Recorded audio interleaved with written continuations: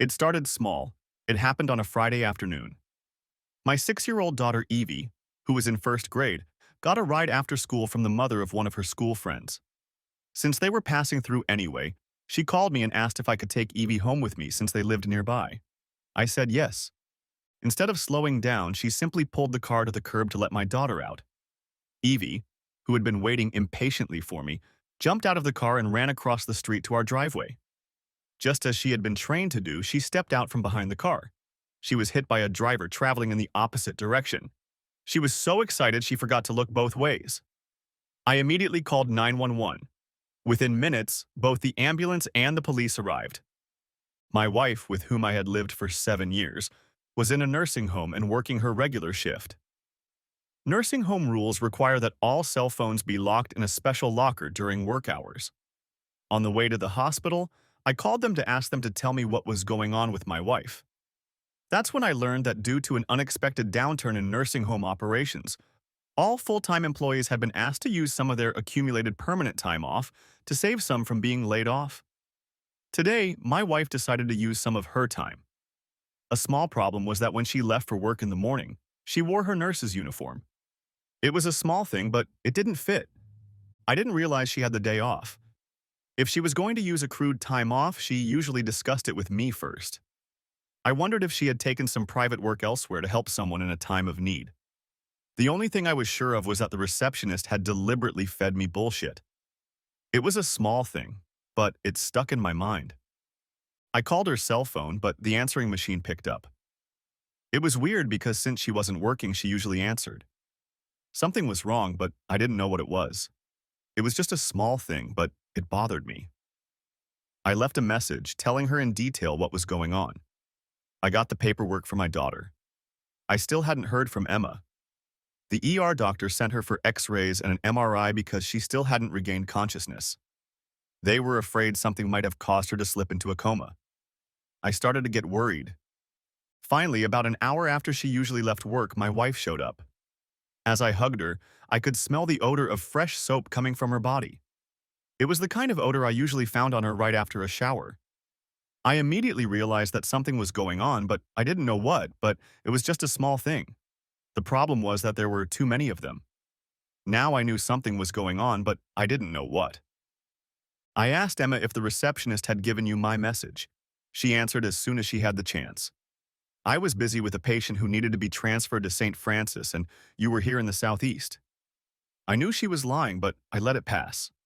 This wasn't the time or the place. 2 women had lied to me today. I knew I had to find out why. What started out as a normal day led to lies and a few little things that didn't add up between us. The only thing I knew for sure was that my wife wasn't acting like her usual self. We were just finishing up the checkup when the apple of my eye started to come around. I'm glad that as a father, I was there for her. The doctors decided it was best to keep her overnight for observation since she had been unconscious for so long. Around 10 p.m., when she fell asleep, we headed home, stopping at the Taco Bell cafe on the way. After eating and drinking a cold beer, we headed to bed. That Saturday, our little angel was allowed to come home. We were lucky that there were no serious injuries. When we got to the hospital, our family doctor was already examining her. I was impressed because Dr. Ronald Foster seemed to take his job seriously. Before he left, he told us to call the office and schedule a follow-up appointment in 3 weeks. He explained that sometimes problems related to an accident can show up later. Without follow-up, you may not know about them. According to him, it's best to be careful in these situations while they are so young. When we got home and settled in, I asked Emma again how her Friday had been. The answer didn't satisfy me. She usually told me if something funny happened or if a new transfer came in from the hospital. Those little bits of normal communication and information were missing. They were little things, but now those little things were adding up to a pattern. Whatever my wife was doing on Friday, it was clear that she didn't want me to know about it.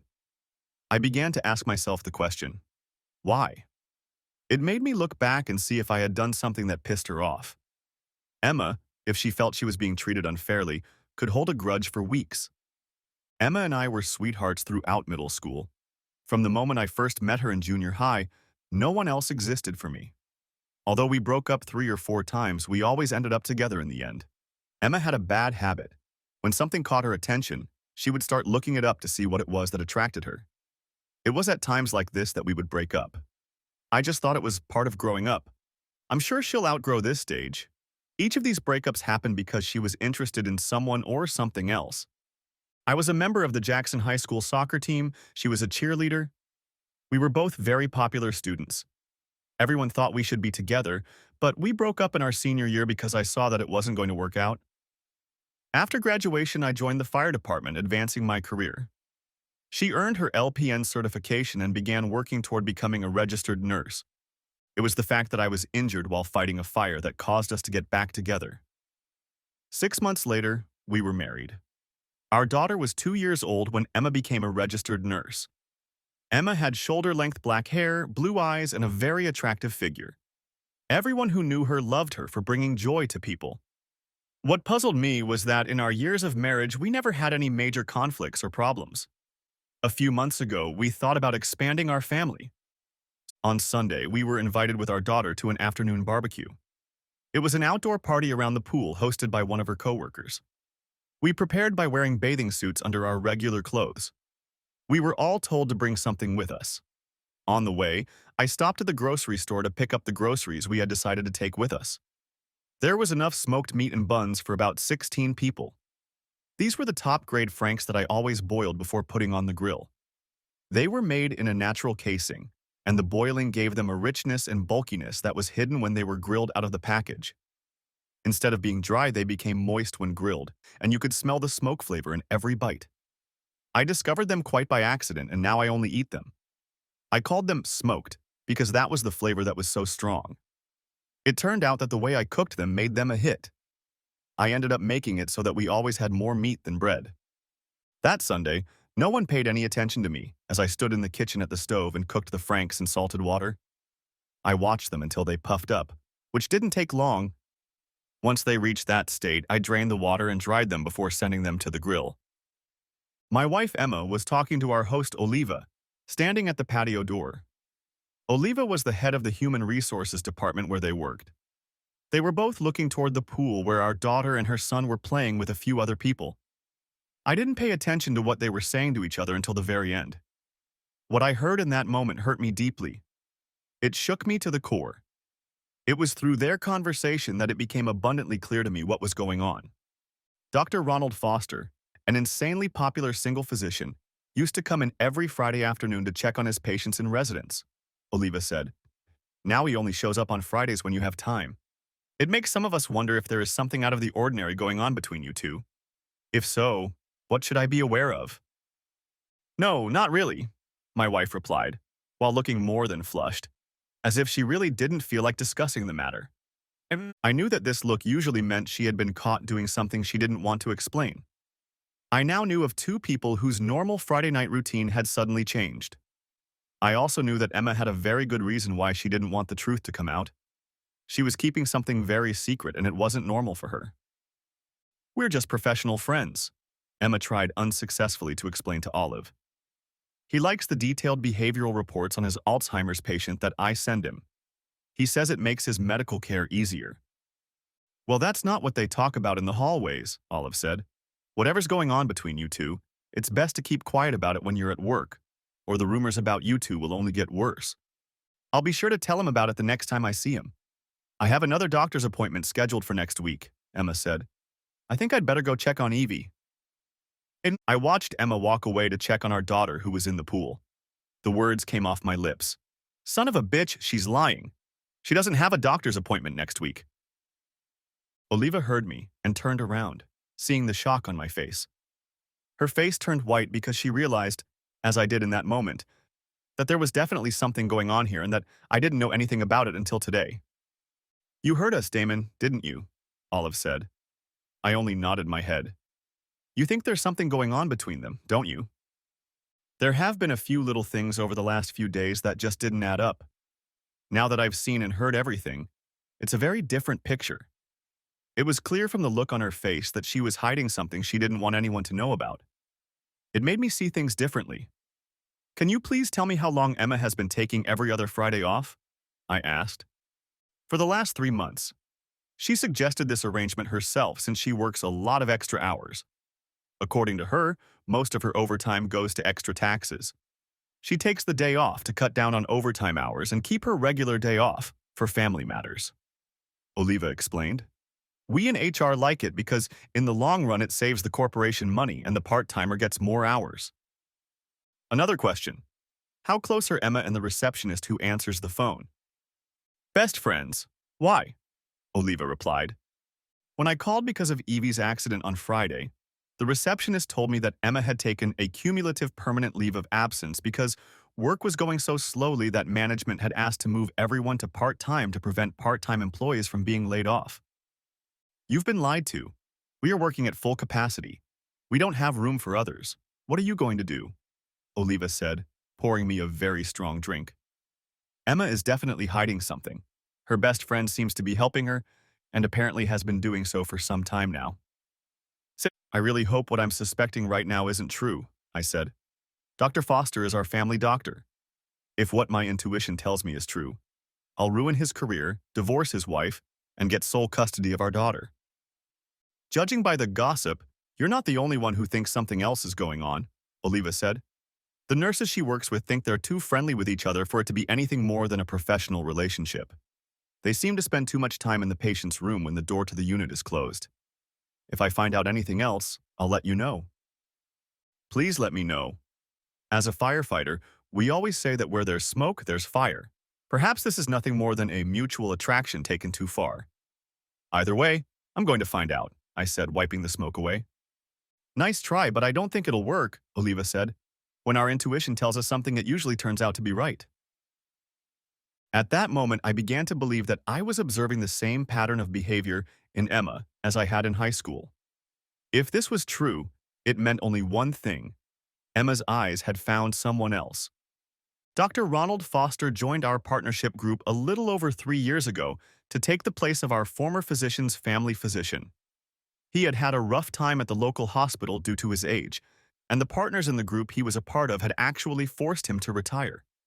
Emma was a registered nurse and got her license working at Southeast Hospital before moving to a nursing home. Southeast Hospital, a teaching facility, wanted to look more youthful, and if our former family doctor wasn't going to self-medicate or go on a diet to achieve that look, it was time for him to go. It's sad when a medical organization puts science and image ahead of time and experience. For the next 6 weeks, I worked a 6 to 6 p.m. schedule, 4 days on the job and 4 days off. It was time to ask for the help I needed.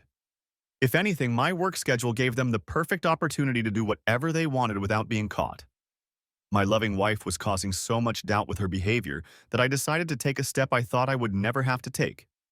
Before taking the smoked meat to the grill, I sent a text message to one of the team members I regularly worked with, asking him to call me in 5 minutes. When he called, I was standing next to my wife. Before answering, I told my wife that since it was work-related, I was going to go outside to be alone. After answering him, I asked him to wait and walked out of the backyard. Truth be told, I only did this because I didn't want Emma to hear this conversation. Bob, do you remember the team we put together when we needed to find out for Glenn what was going on with his ex-wife a couple years ago? I asked. Of course I remember, Damon. It worked very well and didn't take long, Bob replied. Who needs our help this time? Me. From what I've learned, I believe this has been going on for at least the last 3 months. Emma and the man I think she's involved with is Dr. Ronald Foster, I said. Even her coworkers at the nursing home think something is going on. I know because I just overheard one of the supervisors talking to her about it. There has to be a serious relationship for this to be brought up. Whatever is going on, the head of HR told Emma to tone it down when they were together at her job. If that was said, then it's been going on for a while. I'll start making calls and try to arrange a meeting at the fire station tomorrow when we're at work. Bob said, Our friends at the sheriff's department will be glad if we offer them anything out of the ordinary. Remember, Damon, we're going to have to set the same rules for you as we did for Glenn. When we devised a plan to help Glenn after we found out what he knew, we made one rule. He was not to interfere until the team was finished. We felt that any change in his behavior could cause his spouse to change what she was doing. It took us less than a month to finish the job. When we finished the work, he was presented with detailed information about everything his now ex-wife and mistress was doing. The attorney said the information was so detailed that not even a worm could have slipped through it. Glenn won the divorce and was awarded primary custody of their 3 children. We met that Monday night right after dinner in the meeting room at the firehouse. 6 members of the sheriff's department, 5 firefighters, and 2 police officers were present. I told them everything that had happened on Friday and what I had learned since then. Everyone agreed that there was definitely something going on here. I gave them a description of my wife's car, her license plate number, and her usual hours of operation. She worked 8 hours a day, starting at 7 in the morning and ending at 3:30 in the afternoon. They asked me to get copies of our medical records for the past 2 years from a file cabinet kept in our home. They wanted to make sure that Dr. Ronald Foster was still our family doctor by reviewing the medical billing records. If they had a romantic relationship, he was to assign us to another doctor from their limited partnership practice. I was then asked to leave the room so they could plan who would do what case and when. On Tuesday morning, as I walked my daughter to the bus, I saw my retired neighbor getting the morning paper. I went over to say hello. We got to talking and he asked why the doctor had stopped by last night. Are you sure it was a doctor? He said he was wearing a white overcoat when he got out of the car. I saw him take it off and leave it in the car before he came to your door. Your wife had opened the front door and was waiting for him. He was still in the house when I went to bed around 10 o'clock, he said. I hope it's nothing serious. I replied that I didn't know why, but would ask my wife about it when she got home. As I approached the house, I realized that my fears were correct. Grabbing my cell phone, I walked over to my neighbor and showed him a picture of Dr. Ronald Foster from the medical group's Facebook page. He said it was the same doctor he had been seeing. Emma called and said she would be late. I ended up taking Evie, our daughter, to her mother's house so I could get to work on time. I told Bob about what the neighbor had said and gave him copies of our medical records and the health insurance certificates. They confirmed that Dr. Ronald Foster was still our family doctor. The last time my wife had been to see him was 2 weeks ago. The following Tuesday, while my wife was at work, some boys came in and did something around the house. I wasn't allowed to go in the house until they were done, so I sat and chatted with my neighbor about this and that. My neighbor said that the doctor's visit last week wasn't a medical visit, was it? I told him he was a smart man. He said your friends are doing the wiring in the house. I said they are, but they are doing it without me. This was done so I wouldn't know where anything was. If I had known what they were doing, I would have watched them work like everyone else, and maybe my change in behavior would have given them away. I wish I had friends like you, said a neighbor when I was going through a divorce years ago. It could have saved me thousands of dollars in legal fees alone. These days you have to do everything you can to protect your ass, even from those you trust. The sad thing is that the new computer age has helped destroy the few family values we had. On the first day of the last 4-day job, wrapping up 6 weeks of nights, they came to the firehouse to give me the bad news. They even brought along one of the best divorce attorneys in our town. I immediately realized that there was more to my situation than just my wife's foolishness. The fact that they chose an attorney for me meant that the team felt that they needed to act very quickly. Emma and Ronald Foster were lovers. Their affair had been going on for over 6 months. It was reaching a turning point. They felt it was time to take drastic steps. Emma was waiting until the end of the school year to file for divorce, which was only 2 months away. On the nights I worked, they would either stay at my house after Evie went to bed, or Emma would take our daughter to her sister's so they could babysit. Emma, after spending the night with Ronald at his house, would pick Evie up to bring her home before I left. Then they would get together as usual. The reason for the lawyer's presence was because of what was being done behind my back. Emma, with the help of Dr. Ronald Foster, was planning to use mental cruelty grounds against me. They wanted to prove that I was an unfit father and a danger to my daughter's well-being. Emma, by virtue of her profession, believed that false accusations backed up by the recorded medical history they were creating would be enough for the court to award her sole custody of our daughter. She wanted me to have limited contact with Evie, visiting her only under supervision. Her ultimate goal was to anger me and my parents to the point where we would decide to walk out of their lives forever. As I sat and listened to them, I wondered what I had done to my future ex to make her so dirty and vindictive. The 60-page report had dates, pictures, some pretty explosive ones of the two of them doing it. Several notarized statements that their relationship had lasted at least 6 months. There were even transcripts of conversations between the two of them as they worked out plans together on how to destroy me. I decided after my last night shift this week that she would be sued. We will also file a complaint with the State Medical Board against Dr. Ronald Foster and have it filed the same day. We will attach evidence that he was still serving as our family doctor at this time, according to our bills. We raised the issue that since they talked as a couple about setting me up, could he have forged my wife's information and my medical records to back up my soon-to-be ex's claims of mental cruelty?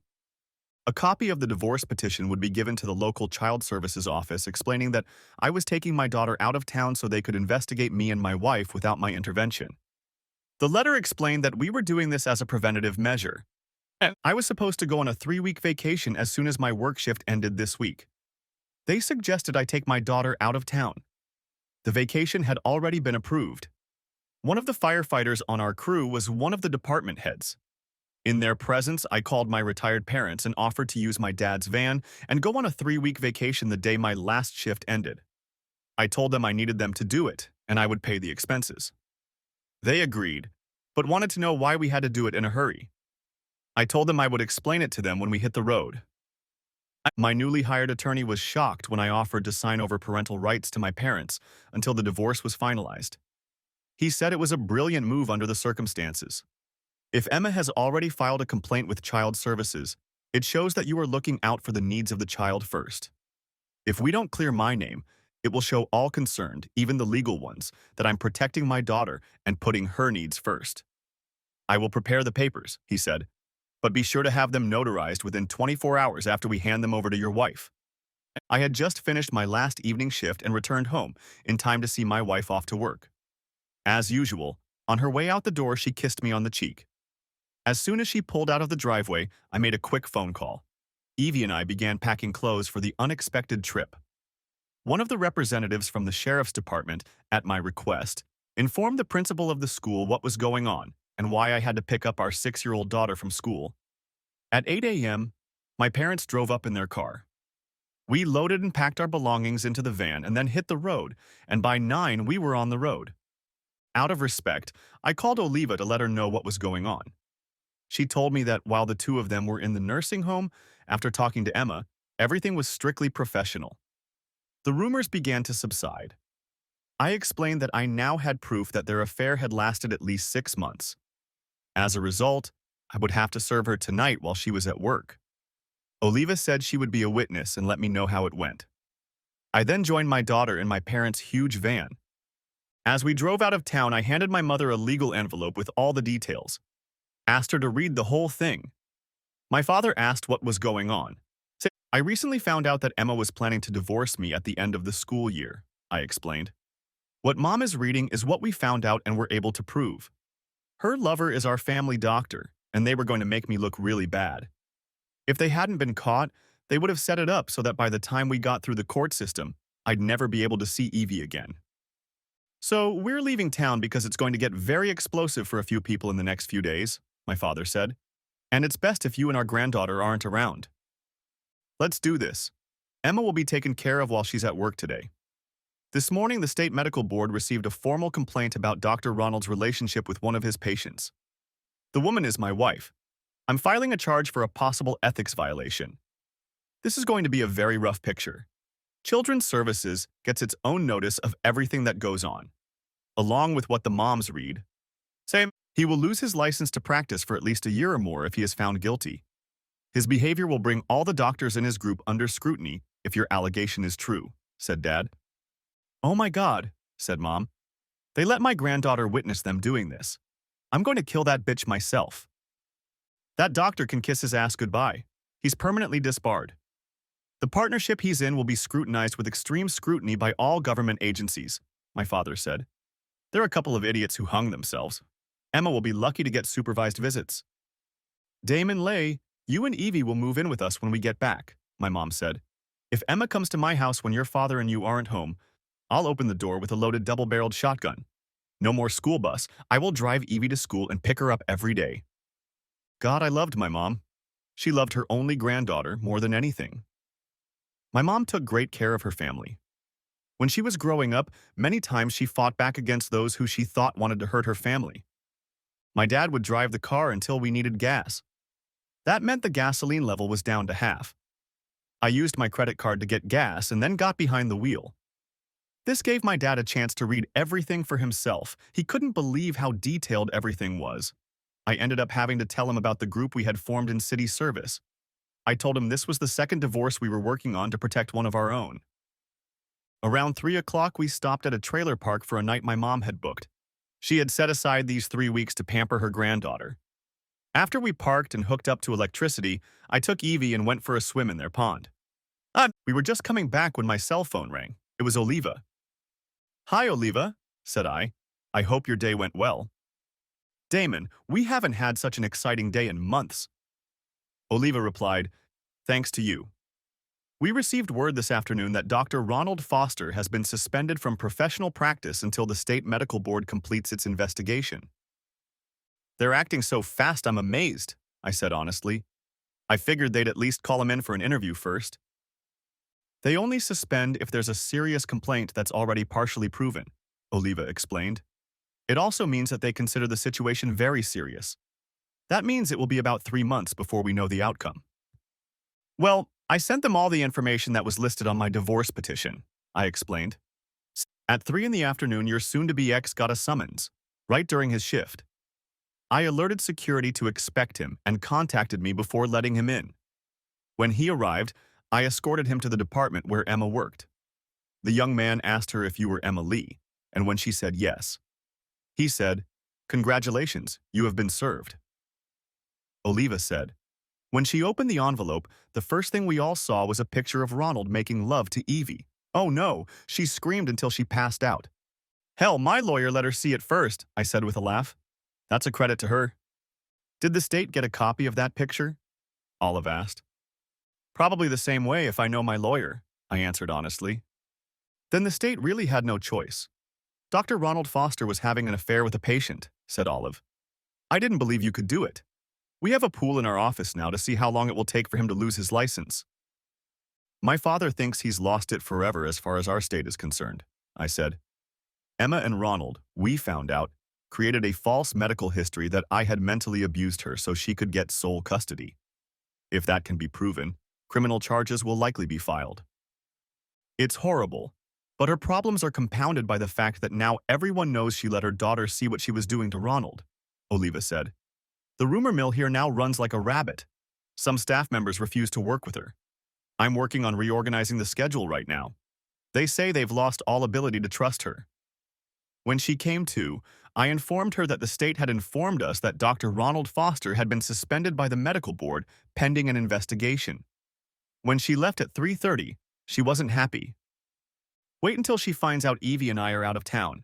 We left with my parents this morning on the advice of my attorney. My lawyer decided that because of the charges Ronald and Emma have brought against me, it would be best if I wasn't alone with my daughter at this time. A smart move, since she has many friends all over the world due to her profession. To give her claims the credibility they need, these stories may have already been planted," Oliva opined. "After all, it was the details in our reports that saved our organization's ass legally more than once." We promised to keep in touch and said goodbye. Mom and Dad looked at me in utter admiration. It was as if they realized for the first time what Emma and Dr. Foster were trying to accomplish. "Mom, find in your notebook the address of the nearest notary we'll have tomorrow morning," I said. "Why?" she asked. "The lawyer has drawn up legal documents giving you both my parental rights until either the divorce is settled or my name is cleared. We have to have them signed and notarized by 3 o'clock tomorrow afternoon," I said. "I will not let them take my daughter away from us, no matter what happens." My mom tearfully asked, "Are you sure about that? Don't you think that's a bit extreme?" "Yes, Mom, I'm sure. Even the lawyer thinks it's for the best. We don't know what the fake medical reports say. As a result, until it can be proven that I'm not a danger to my own child, for Evie's protection, we'll go along with it," I explained. My mother began to cry. Upon arriving home, Emma Lee found her husband's car in the driveway. She shut off the car and prepared for the expected storm. She walked over and rang the doorbell, hoping he would answer. But he didn't come, so she rang again. Finally, she took the house key and unlocked the door. As soon as she entered the house, she realized that no one was home because her daughter had not come running to greet her. Pulling an envelope of legal documents out of a huge bag, she began to read them all the way through. It was clear that whoever had used his services, they had caught it all. Ronald and her own deciphered words laid out their plan. He struck first, and he struck hard. The problem was that none of the altered medical records had been made public simply because they hadn't reached that stage in their plans yet. And now they wouldn't be. Ronald couldn't access his files until the investigation was over. Ronald never learned the details of the complaint against him. He was only told that because of the seriousness of the complaint, they were taking precautions. Damon proved that the case and their stupidity had nothing to do with it. No moral person would accept that a 6-year-old girl witnessed them making love. Until now, she hadn't even realized it had happened. Evie must have woken up and gone straight to bed. Getting sole custody was now impossible, but joint custody with the main one was still possible. The main thing was to get to Damon and talk to him. Damon always listened to her opinion. She called him, but his phone went to voicemail. She texted him, but got no response. She called his parents and found they didn't answer their home phone. She called their cell phone and did not get through to the answering machine. It became clear that they had blocked her. She called her sister, who answered. "Hi, Emma." Damon did the sensible thing. "Everyone in the family has been sent a copy of his divorce petition," Evelyn said. "Mom and Dad are furious. They've read the whole thing and are absolutely outraged at the behavior of you and your lover. In our parents' eyes, you've gone too far in trying to ruin Damon's reputation," her sister said. "He called them this morning right after you left for work and told them he was taking their granddaughter out of town to see his parents. When they asked him why, he replied, 'Your daughter and her lover left me no choice. You will receive a document explaining why.'" "Dad," Damon said, "Emma has put me in a legal situation where I have to give up my parental rights to Evie until I clear my name. My mom and dad will take that responsibility." Our mom and dad were hysterical when they read the papers. "Why the hell are you trying to ruin Damon's life?" "God damn it," Emma said. "Does this mean I'm going to have to fight my in-laws for custody?" "Looks like it," Evelyn said. "Divorce court can't rule on what he doesn't have. I think he outsmarted you. I told you he was the kindest, most compassionate man I knew until he was cross. Then he started treating everything as a scorched earth. You know your mother-in-law's reputation. This is one of those fights that will drag on for a long time." "I expected a quarrel, but I didn't expect this," Emma declared. "I thought I had created a win-win situation for myself." "We were all sent what you received because the cover letter said it was a certified copy of the divorce petition. A certified copy was also sent to the state medical board," Evelyn explained. "You and your lover Ronald were trying to destroy him in order to cut his daughter Evie out of your lives. If you were in that situation, what would you do?" "Shit," Emma said. "He's making an attempt on my boyfriend's career and our future. Ronald, if the board decides in Damon's favor, may never be able to practice medicine in the state again." "Bingo. Sis, I think you've got it all figured out," said Evelyn. "He's giving you what you plan to do to him, and he's using your own scheming to prove it. But that's okay, because according to you, Ronald is the best you've ever had. As for family, and I have to agree with them, you are on your own in that matter. None of us want any part of it. We will not participate in your attempt to ruin your husband's life. Stay away from us until this is settled." Emma was stunned that her husband had completely outplayed her. Even her family wanted nothing to do with the mess she had made of her own life. When she was handed the application, she was in complete shock. Ronald, and she thought she'd been so careful. She spent the rest of the night trying to figure out how she'd gotten caught. Ronald Foster was just finishing up a meeting with his partners. After 4 hours of heated discussion, they had all agreed to buy him out immediately. This was to minimize the impact of the investigation on the limited partnership. Until they knew who had made the serious allegations, everyone would be flying blind. Ronald Foster had earned enough from the deal to open his own office once things settled down. Emma's cell phone buzzed. She had a text message. She swiped her finger across the screen to open it. Damon replied to the message. It read, "Can't talk. Too much rage. Any communication will be in the presence of or through lawyers." Emma cried because she realized she had missed her chance to convince him to withdraw the complaint against their doctor. "My parents and I had just left the notary's office, finalizing the transfer of my parental rights to them. I had to pay another $5 for them to scan a copy and send it to my attorney. When I got an unexpected call from my family doctor's office, I answered it. The state representatives were there and they had not put my name on the medical records in the court order they received. The nurse I spoke with asked for my consent to release the records to them. I gave it and asked if they would get my wife and billing records. She replied that anything that pertains to your family. My mom planned our trip well, picking up something every day to entertain Evie. It brought back memories of those special times when we were kids. We parked early again. The humidity wasn't too high, and I joined Dad to cook dinner on the outdoor grill. Mom poked her head out and said, "Oliva is calling your cell phone."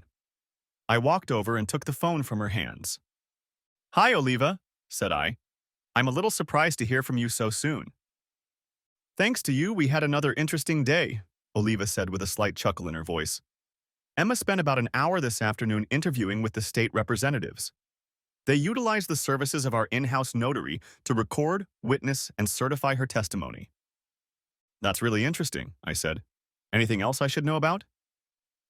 When the meeting was over, she told me that she would have to appear before the Board of Nursing for a full vetting. She was called in because of her behavior, Olive said. She will most likely be put on 6 months probation. "How will that affect her job?" I asked. "Since what they were doing wasn't happening at this location, not much," said Oliva. "That means I'll have to keep an eye on her and report anything questionable. For the next 6 months, Emma will have the best daily reports on our patients in the entire organization. But if she gets probation, we'll put her on the graveyard shift for all that time." I started to laugh. Emma hated graveyards because they killed social life.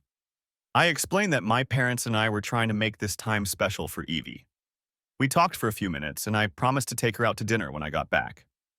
While we were eating dinner, my mom asked me what I knew about Olive. I replied that I didn't know much. She's a single mom about my age, and she has a son who is about a year older than Evie. I don't even know if she was married or not. Oliva and I kept in touch the whole time we were away. The day before we returned, I called the lawyer to ask him to give me access to the house so I could get my things. That's when I found out that Emma had moved out of the house, taking everything she wanted. She was now living with Ronald. We got back a couple days early, so I had time to do some of the things I needed to do. Friday morning, we loaded back into the Cape. When I told my parents about it, they thought it was ridiculous. They ended up giving me a ride home early in the morning. Taking little Evie with them, they set off to our new home. The first thing I did was mow the lawn. Before I could finish, a neighbor walked in with a cold beer. The only thing he could say was that it was a well-played move. "Your marriage breakup was reported on the local news." I called a locksmith to come and rekey all the locks. After lunch, I got busy cleaning up the mess Emma had left behind. I called my mom and asked if she needed to pick up anything from the house. She said no, just the rest of your and Evie's clothes. What was left I decided to sell along with the house. I loaded up all the leftover canned and frozen food and took it to the food bank. Then I went back to clean out the refrigerator. I took the stuff home and my mom made me leave all my clothes in the laundry room. She wanted all the clothes washed before we started using them, in case something happened to them. It was now about 4 in the afternoon and I picked up my cell phone. Olive picked up on the first ring. "Hey Damon, you're back," Olive said. "When did you get back?" "This morning. I've been tidying up the house all day to get it ready to sell," I said. "I was wondering if you and your son would like to have dinner with me and Emma." "If he was home, we'd love to. But he's with my mom this weekend and I'm free," Oliva said. "Okay, then I'll leave Evie with my mom and pick you up at 7. Where would you rather go, Outback or Red Lobster?" "Red Lobster sounds great," she replied. I dressed up a little for dinner. I put on a shirt, pants, and leather shoes. Since I had made reservations, we were immediately escorted inside. We had a good dinner, and I learned a lot about her. She had never been married and was basically raising a 7-year-old son on her own. Her father had been a firefighter at one time. My first day of work was to be on Sunday. The state had not yet made a decision about Emma and Ronald. The general consensus was that the longer this went on, the worse it would get. I told her about what we had been doing as a family with Evie for 3 weeks. After that, we went for a walk around the center of the Cape to experience the nightlife. It was about 11 o'clock when I pulled up to my parents' house. Mom, being mom, was still waiting for me. Sunday afternoon, I was called into work. I had a visitor who wanted to talk to me. I figured I knew who it was. And I was right. It was my ex, Emma Lee. Mrs. Foster, how can I help you? I said, entering the office and turning on the recorder app on my cell phone. My name is still Lee, Damon, Emma replied. Well, if that's true, then I'm still a piece of shit to you. I replied, so what do you want?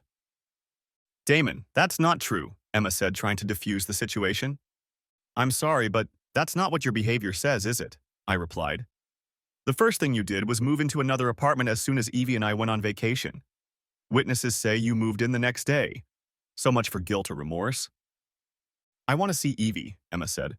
Go see your lawyer. I'm sure he'll confirm that legally I no longer have a say. It sounds like you're knocking on the wrong door, I replied. After all, I was the one you publicly told that I was abusing our child. I know that, but you can smooth things over, Emma said. I'm sorry, but I really don't think that at her age Evie should be introduced to someone who is anything other than a slut. I said, the pictures show how much you care for our daughter when you are in the arms of someone else. You can deal with my parents directly. So please leave, Mrs. Foster, and don't come back or I will file for a restraining order. With those words, I turned my back and walked out. I told the person assigned to this position for the day to escort the whore out. I turned off the app and hit the save button. He later told me that her face turned white, and when he walked her to her car, she broke down. According to him, I told her that from what I had heard about all of this, Damon had no choice but to behave this way. After all, if you felt any responsibility over the last 4 weeks, you would have done something to clear his name. Most of us who helped him investigate what was going on find your behavior inexcusable. You are nothing more than a conniving, greedy bitch who planned to take away everything that meant anything to him. Late Monday night, I was working with an ambulance crew on a medical call when my mother called. I transferred the call to an answering machine. We were helping prepare an elderly woman for transportation to the hospital. Back at the station, I called her back. Sorry, Mom, I was on a call and couldn't answer, I explained. I thought you should know that the state representatives were here right after I brought Evie home. They talked to her right at school today, she said. They toured the house, checked her room. I showed them the transfer of parental rights document, and we talked to me a little bit about it. I told them that I have never seen my son be violent to anyone. Thanks, Mom. I'm glad to hear that, I said. I hope you're not mad, but Emma's parents are here and staying for dinner, she said. Do you want us to wait for you?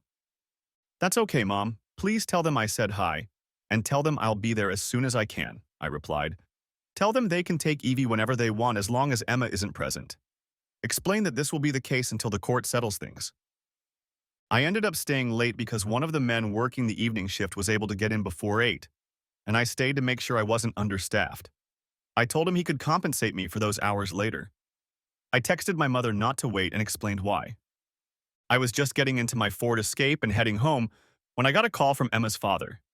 Hey, Dad, how was dinner? I said. Great, both me and my wife enjoyed it, my dad said. Damon, my wife and I want to thank you. Gracie told us what you told her. We are very sorry for what our daughter did. We promise you, son, to honor your terms. Have you spoken to her at all? We haven't spoken since we got a copy of the divorce petition. She came to the station on Sunday and demanded that I let her see Evie. I told her it was out of my hands and that she would have to take the matter up with my mother. Shit, I just remembered I recorded our conversation. How about I send it to you? I said. Please record it. I'd love to hear it, my other father said. I recorded it. Apparently he liked it because he forwarded the recording to my parents, all of his children, including Emma, and then sent back a message saying, the truth was well explained. It's a good thing I live in flyover country, because the next day I learned that my wife and I had an appointment with Judge Donald McDonald for Friday at 1 p.m. The toughest and most principled judge this neighborhood has ever known. You had the right to be a bigot or an asshole in his court, but if you did, he treated you accordingly. Bottom line, if you were a man, it meant your balls were hung out to dry. It was rumored, but not proven, that some of them never got them back. The man was a living legend in the neighborhood. It was often said that he made Judge Roy Bean look weak. My lawyer said that when the judge took our case, it would be like the comedy Friday the 13th. You have to watch your R's and Q's and be ready to answer his questions when he's ready or suffer the consequences. A judge will not tolerate slander and innuendo. He wants facts. It is by knowing them that we will be able to present our defense. We all gathered in one place as the judge took a seat on the bench. Emma's lawyer wanted visitation rights with Evie, and to do that, he needed to get my parental rights terminated. My lawyer pointed out that I had voluntarily relinquished my parental rights to my parents because of the accusations made by my wife and her lover. Damon Lay swallowed his pride and put his daughter Evie's needs first. He has not been alone with his child since he found out about the allegations made against him because of the situation his wife put him in. We recorded the conversation we witnessed. Damon explained that Emma Lee would have to take the matter up with those with parental rights, namely his parents. The judge asked to hear the conversation, so my attorney took my phone and we turned on the recording through the microphone sound system. Everyone could hear it. Emma was not impressed that she had to listen to it all over again. My lawyer then presented a notarized statement from a witness who told the rest of the story after I left. The judge asked to see the transfer of parental rights document, and my attorney handed him a copy. A slight smile came off his lips as he read it.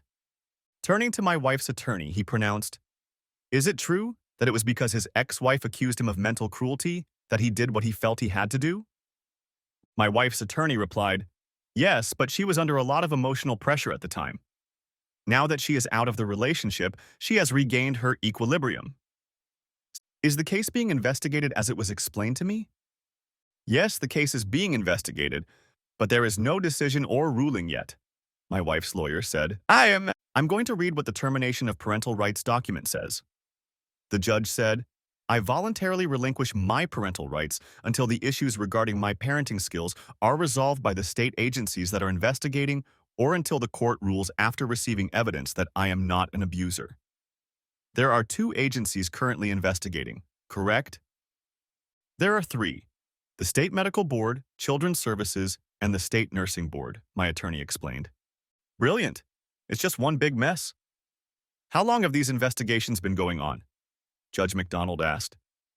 About a month, replied my attorney. Judging by the length of the investigation, it's not just the typical he said, she said problem. Really? The judge asked. On page 32, in the second and third paragraphs of Damon Lee's divorce petition, it explains why the 3 commissions are still looking into this case, my attorney said. We all watched as the judge pulled it out of the folder and read it. His face took on a serious expression. He put the papers aside, looked at my wife's attorney. Let me make it clear that no divorce can be granted until all 3 investigations are completed. I will not interfere with an investigation that could lead to criminal charges. From what I have read, it appears that one of the parties in this situation is here because of possible criminal actions by the others. I have to take that possibility into consideration. It may turn out that the complaints against one of the parties by the other party are false, Judge Donald McDonald said. The decision to terminate Mr. Damon Lee's parental rights stands. I want to acknowledge the wisdom he is showing the court by his actions. It takes a special type of parent to put a child's needs first. He acted in such a way to protect both the child and himself. The behavior of both biological parents towards the child came into question because of the behavior of one of them. He found it best to remove himself from the equation. So I have to agree that until we see the reports from the state, no final decisions can be made. Mrs. Emma Lee's suit for visitation must be brought against the child's other legal guardian, which he is not. Court is adjourned, the judge said. The expression on Emma's face spoke for itself. She didn't like the fact that what I had done was deemed legal. Emma was furious because she hated to lose. As we were leaving the courtroom, she approached me. "Damon, how did you guess?" Emma asked. I replied, "It's just that a lot of little things didn't add up between Evie's accident and the barbecue at Olive's. Do you remember the phone call I got that Sunday?" Emma asked, "Yeah, why?" "I didn't realize right away that you were acting the way you did in high school when you were interested in someone else," I said. "That call to me was in response to a text I'd sent a few minutes earlier. By the time it was over, you were already under investigation." Her face went completely white. It hadn't occurred to her that she had given herself away. Until that moment, she had thought someone had told her that. "If you follow the little things, a whole story eventually emerges from them," I said with a smile. "Considering how detailed you are about your patients, you should have known that." I didn't need to tell her that, but I did enjoy getting to the bottom of things. It made her even angrier because I had the biggest grin on my face. As I left the courtroom, I slipped into the men's restroom and ran into the judge. I thanked the judge for his decision. It was my pleasure, Judge McDonald said. When I read the facts, everything was so black and white. One question. Was it your lawyer who suggested you do this?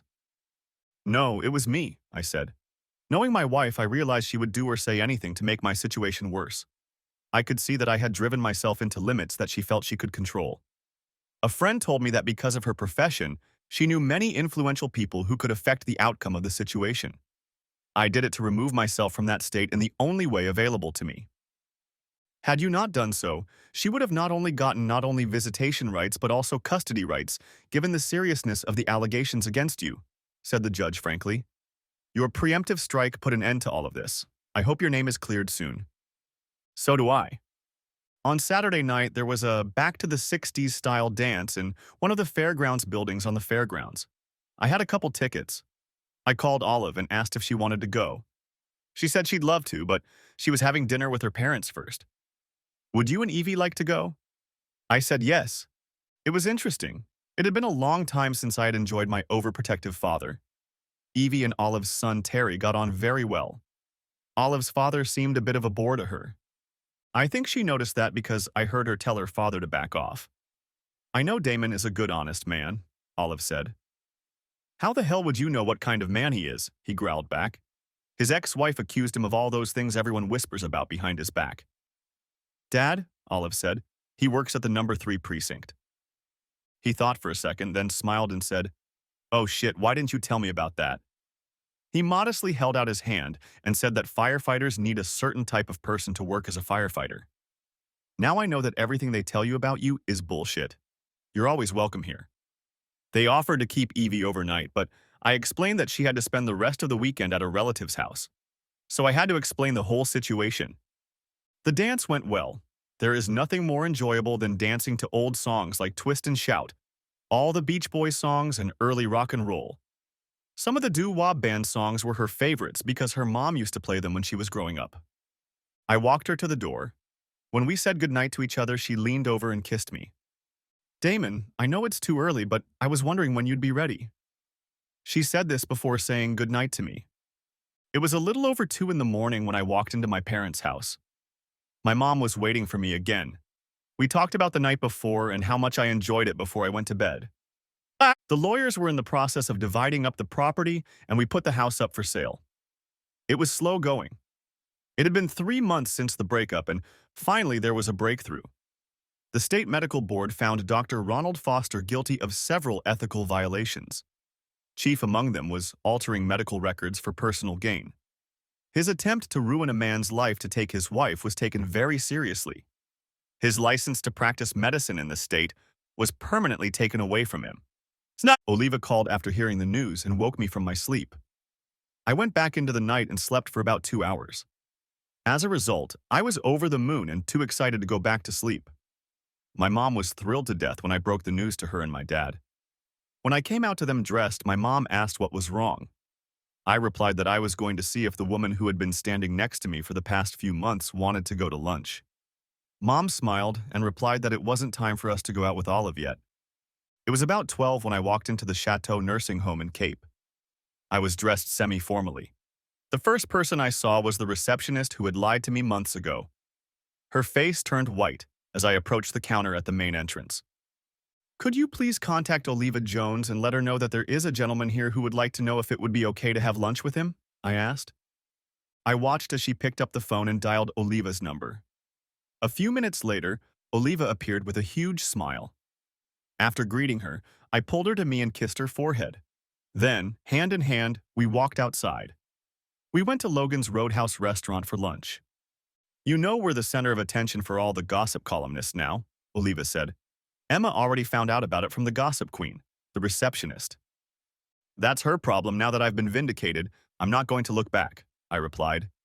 Besides, my new girlfriend is probably tired of waiting for me to get off my ass. I must have said something right because Olive's eyes got kind of watery and her 1-hour lunch turned into 2.5.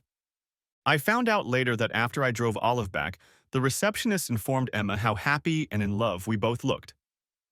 Emma was about to find out that there was trouble brewing in her paradise. The local CBS station reported it at 4 o'clock in the afternoon. It turned out that Dr. Ronald Foster and Emma Lee had conspired to destroy me by forging medical records. That same week, the Board of Nursing placed Emma on probation for 1 year.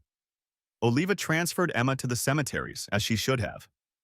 Emma and Ronald's relationship became unstable. It didn't help that she found out she was pregnant. Ronald began looking around to see if he had any other options. Quickly finding out there were none, he took a job as an orderly at the Lutheran Home for Veterans, working the graveyard shift. And it was the last night shift of a 4-day shift when I arrived at the station and saw a congratulatory banner hanging there. They called someone to fill in for me. Oliva, her son, and parents were there along with our captain. My parents and my daughter were there too. I had just been promoted. I found out that it was held up because of what I had been through. That meant no more shifts for me. I now had a junior manager position, a 5-day, 8-hour workday with weekends off. During a party, I overheard Bill Jones tell the captain that if fate favored him, he would soon be my father-in-law. It was about 2 more weeks before we were back in Judge McDonald's office. The terms of the settlement agreement were approved, and I was granted a divorce on the grounds of adultery. One night, Ronald Foster disappeared, leaving Emma alone and pregnant. It was Labor Day weekend, and I took Olive for a walk to one of the local state parks an hour before dusk. I had one small thing to do. It required getting down on one knee. Of course, she agreed. Our families got together and planned a barbecue Monday afternoon at Oliva's house, so I had just finished making my favorite franks. When Oliva's mother, Odessa, saw the engagement ring and rushed into my arms, I was busy giving them. "When were you going to tell me?" Odessa asked her daughter. "After we finish eating," Olive replied, smiling broadly. Bill saw his wife's eyes and said loudly to her, "What's wrong?" Everyone froze because he had our full attention. "Oliva and Damon got engaged and are getting married," Odessa said. "We got married the week before Halloween. Emma is now allowed to see Evie when she's with her parents. No one knows that Mom, Dad, and I are legally restored to parental rights. Emma has to put up with the fact that one of her bosses is now her ex-husband's wife. She's not a very happy person." The end. Thanks for watching. Hope you enjoyed it. Subscribe to my channel and watch for the next video.